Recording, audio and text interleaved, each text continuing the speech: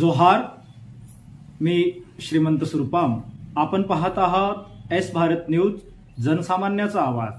बातमी आहे गडचिरोली जिल्ह्यातील एटापल्ली तालुक्यातून सुरजागड गट्टा रस्त्याच्या डांबरीकरणासाठी 7 कोटीचे अंदाजपत्रक शासनाकडे सादर।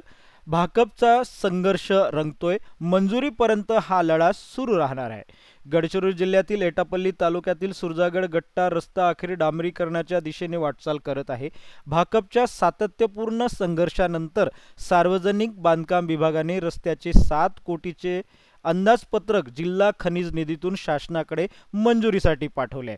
गेल्या अनेक वर्षापासून या रस्त्याची दयनीय अवस्था कायम होती। प्रवास करताना विद्यार्थ्यापासून शेतकऱ्यापर्यंत आणि रुग्णवाहिकेपासून सामान्य नागरिकांपर्यंत सर्वांनाच अडचणीचा सामना करावा लागत आहे। आपल्यासोबत जुळले आहेत सुरेश झकुलवार, त्यांच्याकडून अधिक माहिती आपण जाणून घेऊया। माझं नाव सूरज झकुलवार आहे। मी भारतीय कम्युनिस्ट पक्षाचा जिल्हा कौन्सिल सदस्य आहे। आम्ही सुरजागड ते गट्टा रस्ता सातत्यानं मागच्या 2 वर्षापासून मागणी करत होतो। तर त्या अनुषंगाने PWD गडचिरोलीकडून चीफ इंजिनियरकडून आम्हाला पत्र आला की 7 करोडचा एक अंदाजपत्रक बनवलेला आहे सुरजागड ते गट्टा रोडसाठी। त्याच्यात बाकीचे हे आहेत, तर त्याच्यात तो आता मंजुरीसाठी गेला आहे प्रस्ताव।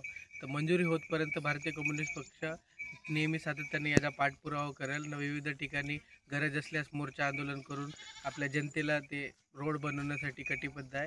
याच्यासाठी आम्ही प्रयत्न करू। अशाच नवनवीन घडामोडी पाहण्यासाठी आजच आमच्या एस भारत यूट्यूब न्यूज चॅनलला लाईक करा, शेअर करा आणि सबस्क्राईब करा। जोहार।